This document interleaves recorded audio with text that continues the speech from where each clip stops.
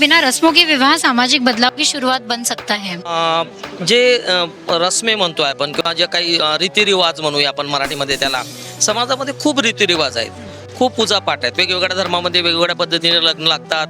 तर आपण ज्या समाजामधनं येतो तिथे पण वेगवेगळ्या पद्धतीचे लग्न लागतात आणि खूप असं प्रोसेसमध्ये तो लग्न दबल्याला जाते. ॲक्च्युली जे व्हायला पाहिजे, जे कनेक्शन्स व्हायला पाहिजे, ज्या दोन मनं जुळायला पाहिजे किंवा त्यांना जो वेळ दिला पाहिजे, ॲक्च्युली जी गोष्ट आहे व्हायची ती दबल्या जाते. हे माझं ठाम मत आहे.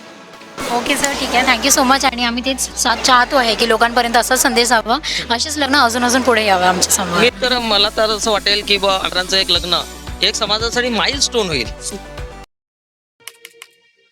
और ऐसे ही वीडियो देखने के लिए हमारे YouTube चैनल को लाइक करें, सब्सक्राइब करें और बेल नोटिफिकेशन की बटन को दबाना ना भूलें।